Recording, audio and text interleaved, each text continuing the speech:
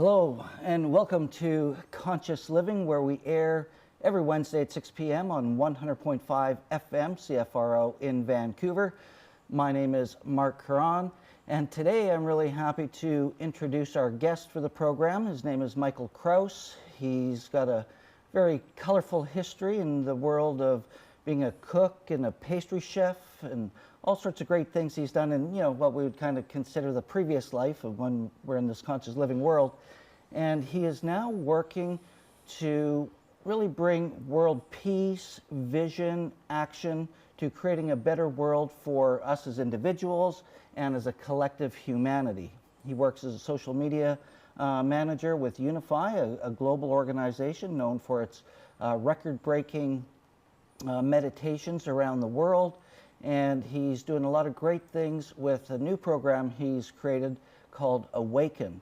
So I'm not going to talk too much longer about an introduction for Michael, and we're going to come right down and introduce him right now. So Michael, welcome to the program. Good to see you. Thank you, Mark, and always a pleasure to be in your presence, and an honor to be here. Well, thanks, Michael. It's, we've talked about doing a show and kind of talking about the things that we do.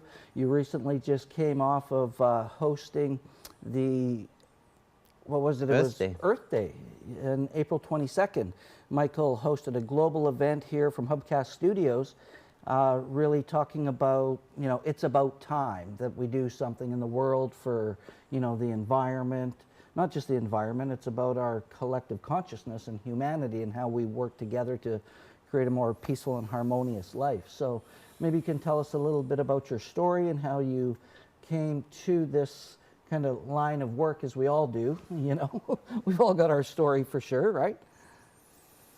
Yeah, thank you. And you spoke into my previous lifetime career in the hospitality industry, and how I would really like to sum it up. Hospitality to me is a genuine interest in the well-being of other people. And that to me was a little bit of a stepping stone in order to perhaps, if I want to call it, evolve my consciousness, but learn more about energy, frequencies, vibrations, and the impact that I can have on another human being through the medium of food and through the medium of hospitality, and ultimately through service to another human being.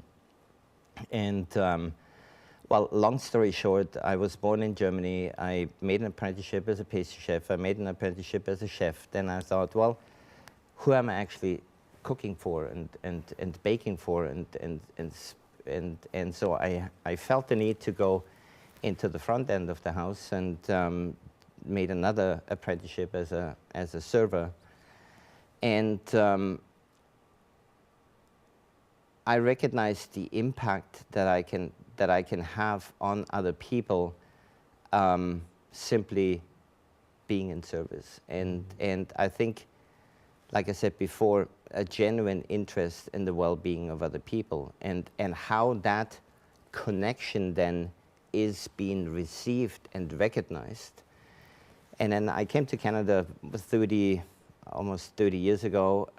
I was working at some restaurants here in Vancouver, opened up my own cafe. And that's when I really became more and more aware of what it actually is, hospitality.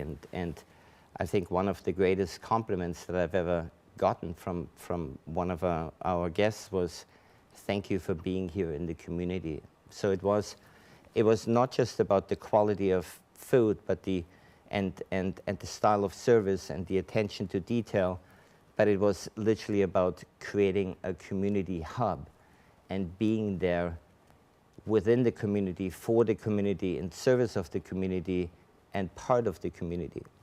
And we had young children come in and families, and the outside was always a little bit of a dog park and a bicycle park, and I remember one of the most memorable experiences within that was a family with a young child, and I think his name was Sasha, or still is Sasha.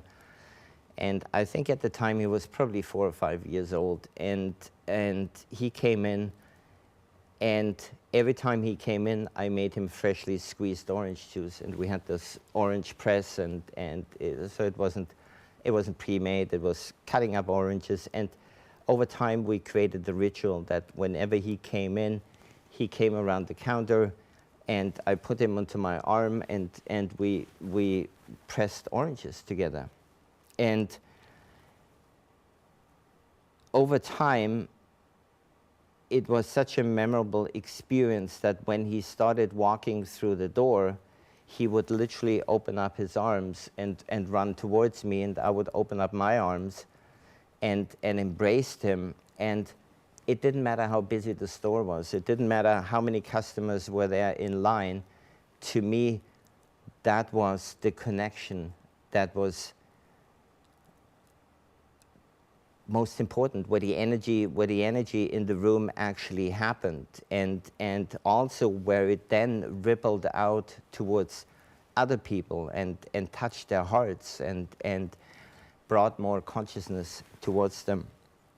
I also opened up the first truly sustainable and organic catering company in Vancouver, and that was in 2008. And I had to quickly learn with the economic downturn that was not the right thing to do at the time. It was the right thing to do, but the economic impact that it had on customers was as such that I found myself working 12 to 14, 16 hours a day, 7 days a week, and at the time I was married, and my wife said to me, there was one day where somebody was asking me for my name, and I couldn't remember my name.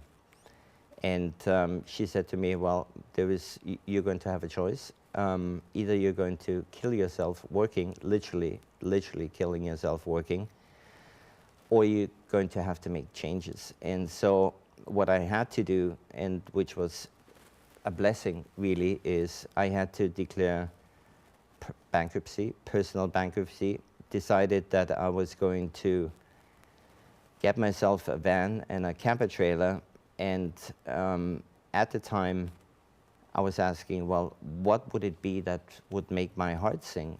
And at the time it was to raise awareness for animal rights. So we set out on a tour across Canada to raise awareness for animal rights. We landed up in the Kootenays on an intentional farm, and that's where this whole endeavor really took a turn and shifted the consciousness from animal rights to then organic farming and community living and connection with the land. And from there, it ever expanded into learning about energy, frequencies, vibrations, and the impact of such in the world, and what I can specifically contribute. And for the last 2.5 years, I've been working as the director of social media for Unify, a global organization that advocates world peace through inner peace. And Unify started the first global synchronized meditation in 2012. And throughout the year, at specific occasions, whether it's Earth Day or Women's Day or Peace Day, we hold synchronized meditations for the purpose of raising consciousness, but also to share the energy of peace around the planet. And now I'm sitting here. Thank you. I love that now you're sitting here. Well, you know, there's a lot there really to unpack, Michael, and you nailed a couple of things that are really important to me. And the first thing that really struck me in your story was you talk about service and how important service is, and being of service and being in service. And it's something that, you know, being in retail and the service industry, you know, for a big part of my life, it was all about helping people get what they want, not necessarily what I want to give them, right? So it was serving in a different way. And I thought that was really important. And, you talk about building community, and I thought it was kind of funny when you talked about a dog park and a bicycle park. I've been thinking of people parking their dogs, like hitching horses back in the Wild West. But I think, when you're talking about organic food and community and being of service, and in knowing you now for the past year, I really see that in you. And I think it's important that we all, really work to be our authentic selves and not just be on that hamster wheel, chasing something that is kind of fabricated in our minds and through society over time for just success and achievement and accumulating stuff. So, Stephen Gray and I from Spirit Plant Medicine, we call it following the golden thread. So now when we do what it is we do, it's not about forcing things to happen, it's following that natural path with grace and ease and, really enjoying life as we move forward on our mission. So let me ask you this, what does conscious living mean to you? Wow, that's a loaded question. Conscious living to me starts with the recognition that we're all one. Within that is then the choice of action as to how I'm going to relate and interrelate with everything around me. Is it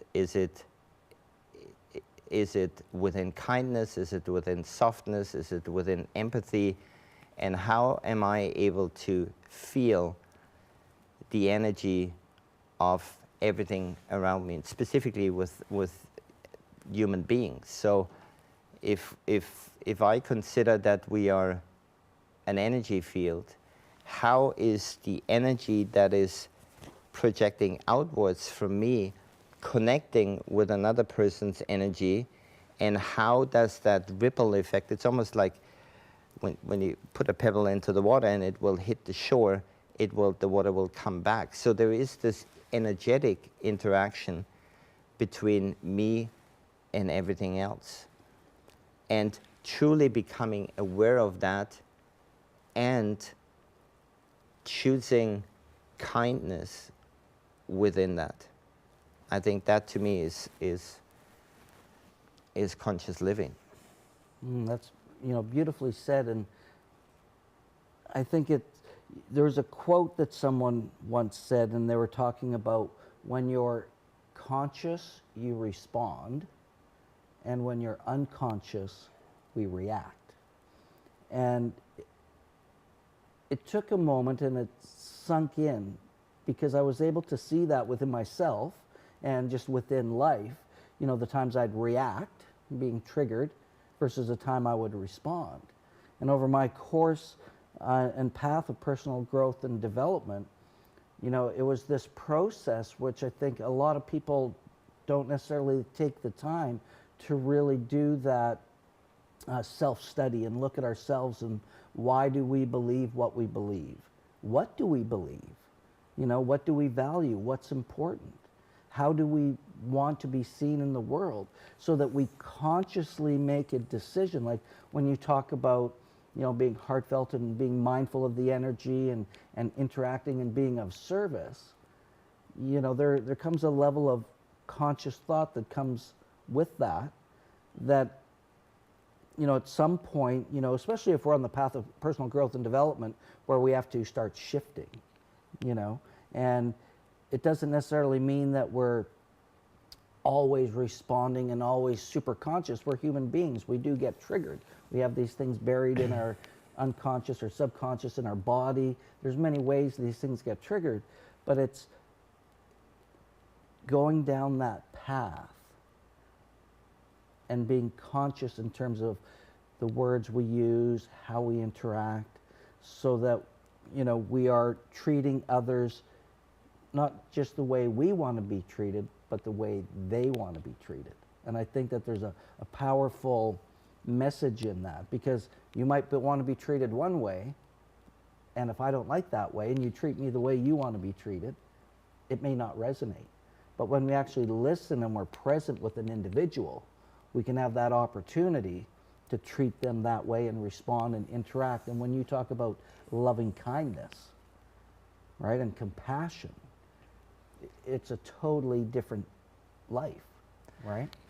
How I would like to respond is by recognizing I can only speak from my experience, recognizing my obstacle that made me not conscious at the time, and I don't want to sound whatever, and that to me, and I don't want to say I'm conscious, because that is whatever is consciousness. But during my period of growth, the biggest obstacle for me was alcohol. And I stopped drinking. When you talk about reacting versus responding, I recognized within myself that when I drank alcohol, I was reacting. And I stopped drinking alcohol 9 years ago, and I recognized within myself that I've removed that obstacle that allowed me to be more in the presence of response and not having to react, because alcohol put me into that position of being angry or being challenging or being condescending or being not my true self. So I had to remove that, and it was one of the best things that I've ever done for myself, not just for my well-being, but also for the well-being of other people. Well, congratulations on that. 9 years is a long time, and you know, a lot of people do struggle with alcohol, so you know, just kudos to you for being on that path. I know it's not easy for a lot of people. So. Yeah, and it actually was easier than I thought it would be. And it's not that I was a heavy drinker, but I did have a certain level of alcohol on a daily basis, and that meant, for me, it meant whatever, 3 or 4 beer and to be a little bit tipsy. And it only took about a couple of weeks for me to recognize what it actually meant to be sober, what it meant to be present in any situation. And the reason, or one of the reasons why I stopped drinking alcohol, was the fact that I joined a relationship with a woman that had 3 children at the time. And the children were 6, 8, and 10. And I made that commitment to myself that if I'm going to be part of that family in the future, my responsibility is to be able to be fully aware in any moment if there is any emergency situation with the children at night or at any time of the day, that I need to be able to be there in support and not having to worry whether I can drive or not drive, and so that was the spark that triggered it. And then after about 2 weeks, I started to recognize how much clearer my thoughts were, how much more connected I was to everything else, and use that as a fuel to stay on that path. Because the longer, in my opinion, that's just my experience, the longer you get away from alcohol, the deeper your connection and your relationship to everything around you is going to become. And so that to me was the fuel to like, wow, yeah, and there is within that there is also certain obstacles, and that have to come, that call it shame or call it and sometimes we drink alcohol to feel more confident, or specifically I think alcohol is also a big factor in intimacy in our current age, excuse me, that we want to liberate ourselves. We want to remove the boundaries of being scared, really, to show up who we truly are. And so within intimacy, then that was an interesting experience, because for many, many, many, many, many years, alcohol was part of being intimate with a woman. And so having to remove that from myself and being able to show up authentically also allowed me to then dive deeper into that connection with a woman, and feeling the energetic exchange rather than being it blurry and feeling. Well, it certainly dulls the senses and some awareness for sure. Yeah. Right? You know, when it comes down to relating in so many different levels. Yeah. Yeah. Right on. So let's talk about some of this work you're doing. You know, Unify, I've gotten to know Unify over the past while and the great work that they're doing. You're quite active in terms of, you know, the World Peace Movement, you know, part of Earth Day. What's going on there? Because I know you've got a project that you're working on as well. But let's talk about, what do you think the world really needs right now? We see war in Ukraine, between Ukraine and Russia. We've got what's happening in the Gaza Strip in the Middle East. You know, there's a lot of craziness happening in the world right now. And I've always said, you know, with the amount of wisdom and knowledge and resources and resourcefulness we have on this planet, it strikes me as, you know, to be a very sad state of affairs that we're still having all of this unrest. So what do you think's happening? What do you think we need to do? And how do we act specifically as individuals of what, 9 billion people on this planet, right? How do we as an individual make a difference? I think the key to moving forward in terms of transformation of humanity, or what I would want to call liberation of humanity, is singled up in one word, and that is unify. And that is the piece that really attracted me to the organization, and I knew the people behind it, and I knew their intention and their engagement in order to build community and energetically connect people around the planet with a vision for peace. What I see right now in my experience is a world that is conquered and divided.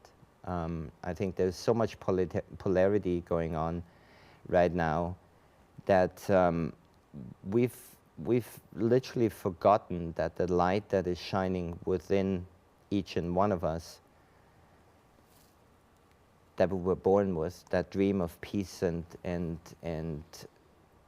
harmony and safety and security, that dream is literally burning within each and one of us. And it seems that through the polarity, we're reacting. We're not responding towards one another. We're reacting, and it could be the smallest trigger that creates a negative ripple effect. And what I see is that we need to organize ourselves as effectively as those who love peace. And there is Martin Luther King's quote, "Those who love peace must learn to organize as effectively as those who love war." And I believe that this is the great task of our current times. And how can we do that without judgment across boundaries and belief system and age and gender, and how can we recognize that we're all part of one living, breathing organism? And so in that in that sense, we are already unified, and yet we're all pieces of the puzzle that need to come together to create the picture of what the world and our future is going to look like. And I hope did that answer your question? Yeah, yeah, it's certainly, you know, part of the process. And I think that, you know, as we all start, you know, kind of waking up to what's happening in the world and being aware of ourselves in it becomes a big part of that process. I guess my question is, and it comes back to the quote you referred to from Martin Luther King, how do we inspire and encourage each other and the masses, because it's the majority of people, I think, want peace, and the minority are the ones at war and dysfunction and control and oppression and things of that nature. What do you think needs to happen specifically for a peaceful movement, people who love peace, to make that difference?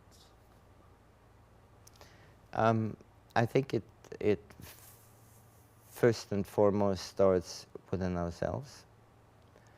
It comes from an understanding that we're all connected, that we're all pieces of a greater universe, and then our actions and all our relations outwards, and that starts with our friends, with our families, with communities, and then connecting communities across the planet and towards a greater goal. And one of the things also specifically is to actually determine what a vision for a better world or a vision for peace actually looks like and feels like. And I think it's, when we talk about peace, peace is not just the absence of war and violence. Peace is a lot more. Peace is a recognition of our interconnectedness, our relationships, and I almost think peace is tangible. Like there is a you walk into a temple or a church or a mosque or a holy site or a sacred site, and you can feel it. There is something within it that is perhaps unexplainable, or at least I can't. Well, it's energy, right? Because it's everything energy. is vibration, everything is energy. So peace has its own energetic vibration. And as a great example, when you walk into a church, when you walk into a temple, it's a very different feeling than if you walk into a Walmart or some crazy establishment, you know, a bar or pub or anything like that. It's a tangibly noticeable difference. So So then how can we take that energy that we all know it, we've all, or most of us have experienced that. And to me, that is also a recognition to the connection to God, the Creator, the Divine, whatever name you want to put towards it. How can we take that energy and take it outside the church and the temple and the mosques, and have that energy within the city centers, within intersections, and within town halls and parks and beaches, and how can we become aware of that and move it outside of a construct of a building? Well, part of me thinks a big part of it is the curiosity of personal growth, self-awareness, self-realization, self-actualization, right? Where I think so many of us have been indoctrinated into ways of thinking and being, kind of what I was talking about in the beginning, this conditioning that happens. And so I think we have to become curious, become young again, and start asking questions, start looking at what lights us up. versus being controlled by outside forces. And for speaking for myself, it was just a path. It's a path of always continuous and never-ending growth. You know, in nature, when something stops growing, it basically dies, right? So it's about that growth and that evolution. And I think there sometimes becomes a resistance because we've been conditioned to be so busy, to go, to achieve, to accumulate things, and we lose sight of those moments of just, you know, to meditate, even to be at peace, to sit in stillness and quiet. And I can speak for myself. There was a day I always needed to have a TV on or a radio on or music or something happening. I couldn't sit still. I couldn't be just with myself. And as time went on and, you know, my life changed, I had many different experiences and things that brought me to that place where I love silence. I love stillness. I love nature. And you know, if I'm coaching or talking to people, and, you know, friends and family, acquaintances and things, and they'll talk about how erratic and sporadic and crazy their life is. And it's like, well, I'll ask them the question, do you meditate? And it's like, oh, no, I can't meditate. I can't stop the thoughts. And I personally believe in the experiences, that's part of the process, is to sit in that silence. And meditation doesn't mean always sitting and, you know, doing things. It's being quiet and being still, especially if you can be in nature and just be a human being versus a human doing. And I think that that's an important part of that process. It comes with breath, you know, learning to breathe properly and be able to calm our nervous system in a good way. And I think that it's a path that we need to shift. We need to interrupt that pattern of life and part of society and culture, so we can all have that opportunity to just Yeah, it's to me it's about unlearning, and then it's about learning again, and it's about being in the present moment. And being in the present moment, the easiest is when there is stillness around you, and when you can, like you said, focus on your breath and breathe in and breathe out, and then from there is how can you take that stillness of the moment, and there is no stillness. There is everything is in the universe is moving and vibrating, and so for us to think perhaps that we're going to be sitting there and be still and nothing is going on is also not, it can't be, because everything in the universe is alive. And so then let me ask you this: if a tree falls in the forest and nobody's around to hear it, does it still make a noise? It does. And so it is about being present. And to me, meditation is listening to God, listening to the universe, and praying is talking to God and talking to the universe. And so how can you, when I say unlearn what we've been taught, or unlearn what we haven't been taught, and start applying that in recognition, how that actually expands your consciousness, and then taking that which you might learn within stillness or in the forest or in a park or a mountaintop, and take that and bring it into the city. And so I've been to India 3 times, and I don't know if you've ever been to India. There's a lot going on. There is a lot in terms of colors, in terms of noise, in terms of in terms of traffic, and earth is different, and the fruits and the vegetables, and it's a visual stimulation through all the senses. And the last time I went to India, I thought, how can I find the stillness within all of that? And I think that is really almost to be the eye of the storm. That is our responsibility right now, is to be grounded, to be in the present moment, to recognize whatever is going on and perhaps feel it, and then respond out of that knowing as to what is necessary in the moment. And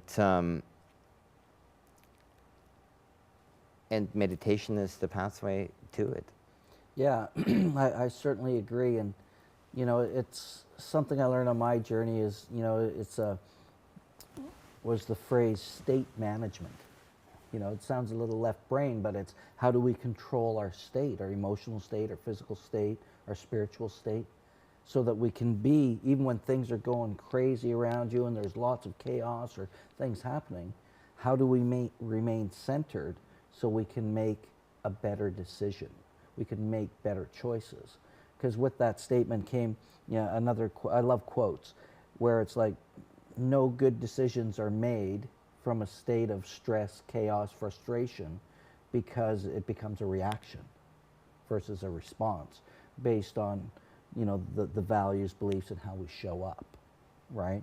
So I think it's really important to be able to master that, so when things start going sideways, things start feeling out of control, that we have tools to just stop, relax, breathe, take that pause. It's okay to pause in a conversation. It's okay to pause in a meeting or whatever it might be. It's okay to pause wherever you are so that you can take back that time so that you can respond versus react, right? Yeah, and that is something that we haven't been taught in school. No, It's absolutely. It's not, at least not in the system where I grew up. And it's how do you learn that through the university of life, and how is that all unfolding for each and one of us, and how are the people that are coming into our lives, and the networks and the interconnections and their guiding points are actually influencing us. And so for me, part of what you were talking about is actually applying that. Is if I feel that there is a massive amount of energy, or perhaps, I don't want to call it negative energy, but strong energy coming towards me, then what can I do in the moment? And the one thing that I do is feel the ground underneath my feet, because that will from an energetic point of view, will take the energy and actually puts it into the earth. And then the other thing is breathing. And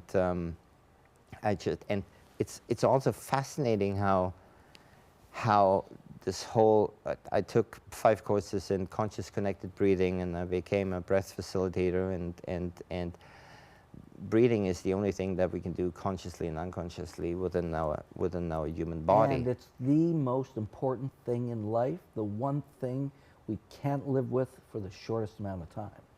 That's right. And 2 months ago, there was somebody who introduced me to a breathing practice, and it's literally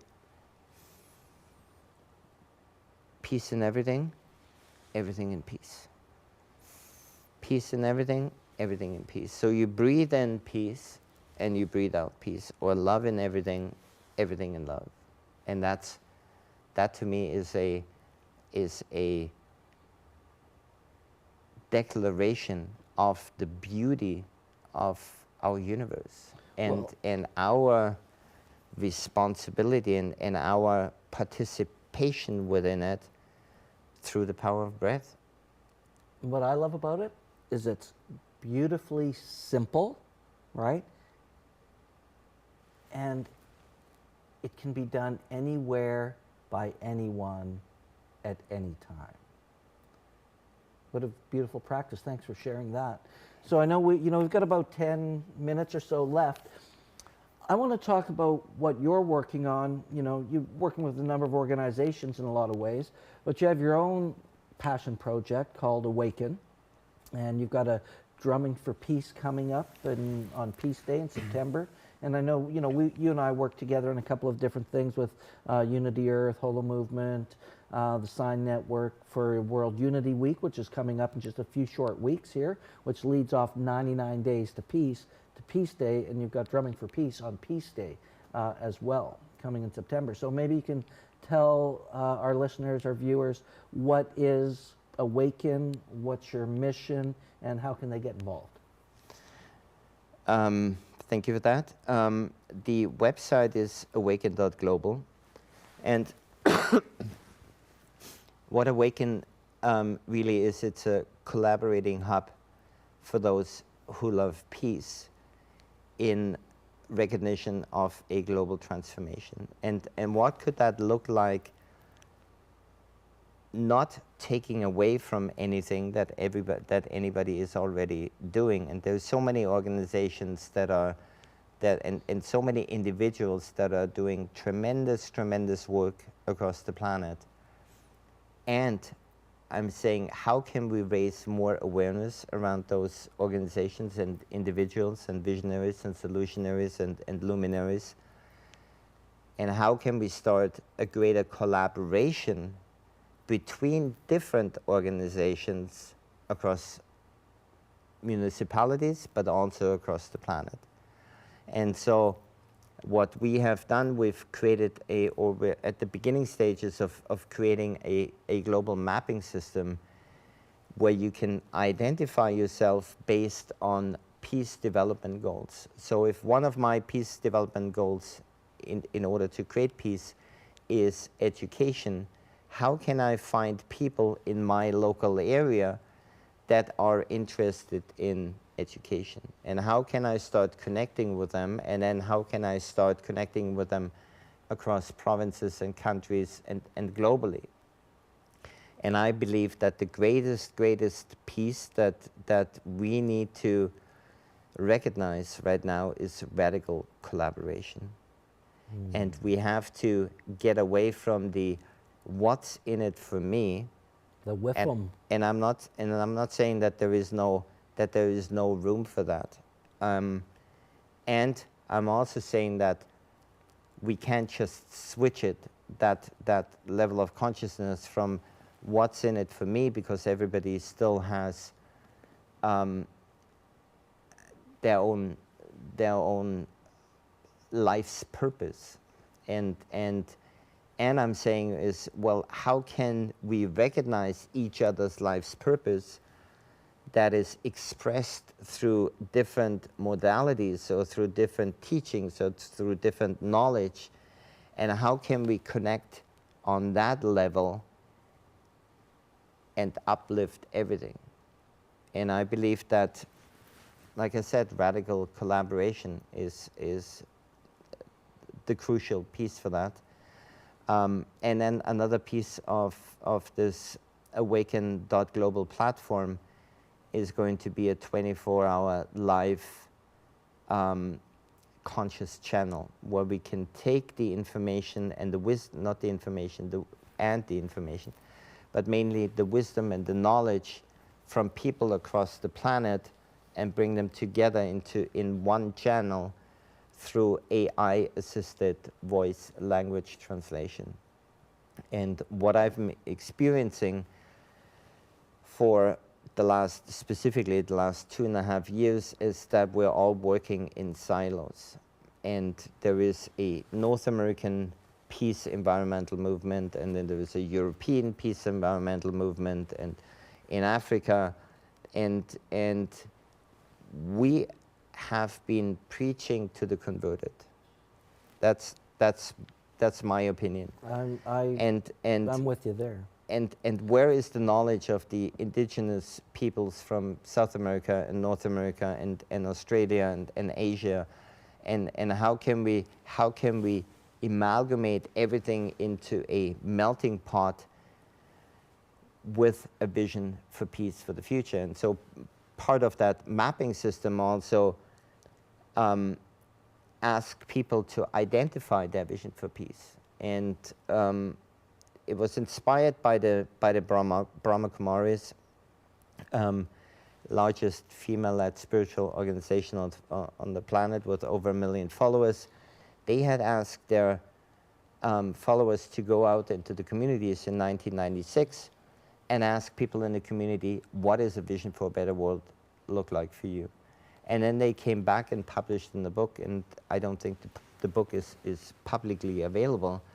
But I thought, well, how beautiful would it be for me to learn what peace would look like for somebody in Johannesburg or in Mumbai or in Kiev or in Stuttgart, and how can I then also recognize the underlying energy by reading somebody's vision for peace, that energy is actually there, that we all share it. It's just we have different expression of what peace might look like for each and one of us. And it's the same, and I find our society, it's almost the same. We're really good at complaining what we don't want in a relationship or in an intimate relationship, but we have a hard time to actually define what it is that we want. So quick question about that, because we are running out of time and I want to get to a couple of things. Do you believe that that is an innate thing about being human, or do you think that that's a conditioned, call it a bad habit, that we always look at what's wrong versus what's right? Have we learned that, or is that part of human nature? I think we've learned that. And I think that the conditioning through our educational system, it's always about comparing. It is always about, we look at different cultures, we look at their food, we look at their music, we look at their clothing, we look at their style of living, and then we take it back into our culture and we make comparison. And we say, yeah, this is good and this is not good. But it is the judgment within our conditioning that actually is that way. Yeah. And so all of a sudden we're starting to taste Indian food and like, wow, this Indian food tastes really good. And all of a sudden we find a connection point to that Indian culture, or the Italian food, or pizza. I mean, who doesn't love pizza? And so all of a sudden we have those connection points, and we're also, and so I believe that we've been conditioned into that. So this is something we can unlearn. And consciously or unconsciously, because we can blame our ancestors for all we want. It has to do with the level of consciousness at the time, and they did the best that they could do, and so we find ourselves right now in this pivotal moment to me in human history, where we're going to have to make a choice, and are we going to go down this path of destruction, or are we going to go down a path of kindness and empathy and collaboration and cooperation? And I'd rather take the latter myself. Me too. And I think that 99% of the people that are alive right now on this planet would rather go down that path, and yet it's not happening.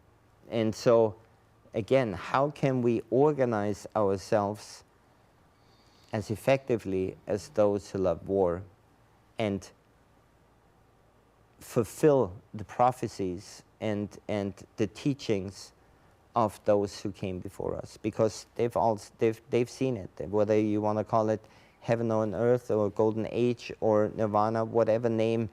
Those who came before us knew that there was going to be something greater than, and I'm not saying it's not great, but I'm also saying, well, if I look at Sudan and Palestine and Ukraine, and it's not great actually, but something is emerging, and to me it is about liberating humanity, if that makes any sense. And really from ourselves, right?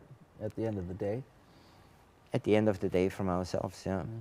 And how can we walk through the streets and feel that sense of connectedness and compassion and being there for one another, and ultimately also joy.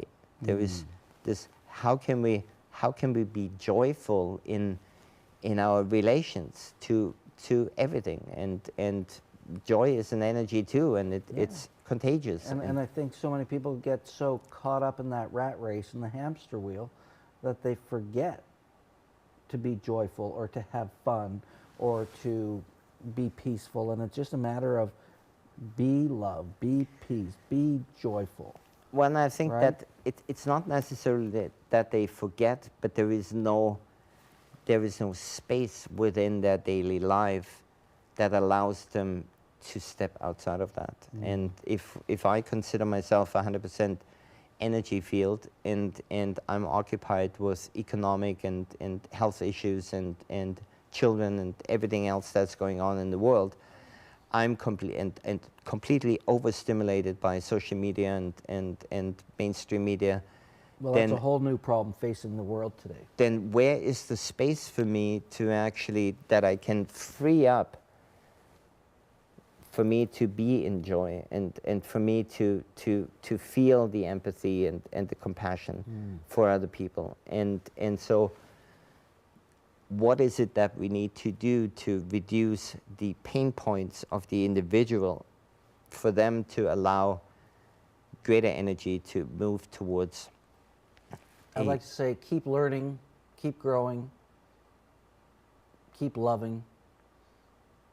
And hey, maybe they can follow you on your website. Tell the people your website. We've got to wrap it up, where they can find out more information about you and what you're doing. Awaken.global is the webpage. Add your vision for peace to the planet. Sign up. If you want to support the project, become a paid member. And one of the other pieces that I wanted to add, you've spoken into it, is a global drumming event on September 21st, International Day of Peace. It's the 40th anniversary of Peace Day, and I believe that this year we all need to participate if we want to have peace on the planet. And so the idea behind it is to take the power of the drum, the original instrument of humanity, and the power of the medicine drum, to declare solidarity between each and one of us, but also to take that frequency and inform the mycelium network of Earth Mother that we're here in solidarity towards her healing, and drive the frequencies across the living waters of the planet to inform the water that we're here in solidarity. And so I'm encouraging anybody to organize a drumming event, and also put the drumming event onto our map, and we're going to have a 24-hour live broadcast throughout all time zones, where we demonstrate the people with different drum styles and different drums to participate in one global event, and that is for peace. Awesome. Well, we'll definitely, to all of our followers in our community, we'll send up more information regarding that as the time nears. And I just want to thank you, Michael, for being here on Conscious Living and sharing your vision for peace and who you are and what you think is important for the world. So you've been listening to Conscious Living on 100.5 CFRO Vancouver. And before we sign off, let's just take a minute to breathe in peace. Breathe out peace. Breathe in love. Breathe out love.